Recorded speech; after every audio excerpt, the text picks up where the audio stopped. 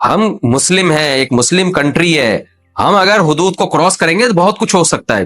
رسول اللہ صلی اللہ علیہ وسلم نے فرمایا میری امت میں جو آخر میں لوگ آئیں گے قرب قیامت میں، ان میں ناچ گانے موسیقی کے آلات عام ہو جائیں گے اور شرابیں پی جائیں گی، تو فیکون فیہم خسف و مسخ او کما قال صلی اللہ علیہ وسلم، فرمایا اللہ شکلیں بھی مسخ کرے گا، لوگوں کی شکلیں تبدیل کر دے گا، بگاڑ دے گا اللہ لوگوں کی شکلیں، اور زمین میں دھسنے کے واقعات بھی ہوں گے۔ تو یہ نبی نے اپنی امت کے بارے میں فرمایا، غیر مسلموں کے بارے میں نہیں فرمایا، وہ تو مانتے ہی نہیں اسلام کو۔ مسلمان جب یہ حرکتیں کرتا ہے تو اس میں اس کو اللہ کے عذاب سے ڈرنا چاہیے۔ تو نبی صلی اللہ علیہ وسلم نے ڈرایا ہے ہمیں کہ جب یہ موسیقی کے آلات اور ناچ گانے اور شرابیں پی جائیں گی، جب یہ چیزیں عام ہو جائیں گی تو پھر عذاب کا انتظار کرو۔ اس امت میں ایسا ہوگا، غیر مسلموں کے بارے میں نہیں کہا آپ صلی اللہ علیہ وسلم نے۔ بنی اسرائیل میں بھی دیکھیں، جو مسلم تھے نا، انہیں اللہ نے منع کیا ہفتے کے دن شکار مت کرو، انہوں نے پھر بھی شکار کیا۔ تو قرآن میں کیا ہے؟ قلنا لهم كونوا قردة خاسئين، ان کی شکلیں بندر خنزیر کی بن گئی۔ حالانکہ فرعونی جو تھے ان کی شکلیں مسخ ہوئی تھیں، ان کے بعد بھی جو غیر مسلم آئے ان کی شکلیں مسخ ہوئی۔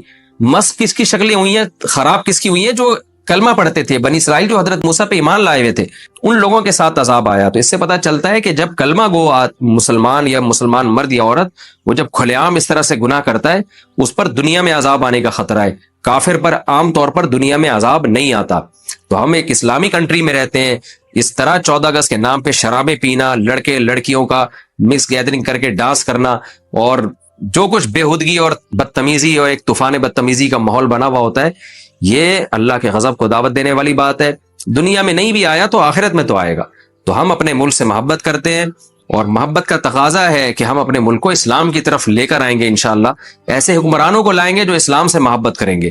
تو آپ 14 اگست کو اس طرح سے ہرگز نہ منائیں کہ پاکستان کا اسلامی تشخص مجروح ہونا شروع ہو جائے، ہندو مذاق اڑائے کہ یہ دیکھو یہ اسلام کے نام پہ ملک بنا تھا، ہم میں اور ان میں کوئی فرق نہیں ہے، ہم سے اچھا ڈانس یہ کر لیتے ہیں 14 اگست کو، ہندو ہی ہمیں یہ تانا نہ دے، تو ہم سے زیادہ کپڑے ان کے اترنا شروع ہو گئے ان کی عورتوں کے جسم سے، تو یہ ہمیں اگر ہندو تانا دے گا تو آپ کے پاس کیا منہ رہ جائے گا ہندو کو یہ بتانے کے لیے کہ ہم نے اسلام کے نام پہ بنا۔ اور یہ دے رہے ہوتے ہیں تانا، میں کمنٹس میں دیکھ رہا ہوتا ہوں، ہندو یہ طنز کر رہے ہوتے ہیں کہ تم نے ہندوستان کو توڑا اسلام کے نام پہ، اور تمہارے اپنے ملک میں کیا ہو رہا ہے۔ تو یہ ہماری بین الاقوامی ذلت بھی ہے، اللہ کی نظر میں بھی ہم ذلیل و رسوا ہوں گے۔ تو اس لیے آپ 14 اگست ضرور منائیں، لیکن ان حدود کے اندر اپنے کلچر کو دیکھتے ہوئے، اسلام کو دیکھتے ہوئے، اور اس بات سے بچتے ہوئے کہ کہیں اللہ کا قہر اور غضب ہم پہ نہ آ جائے۔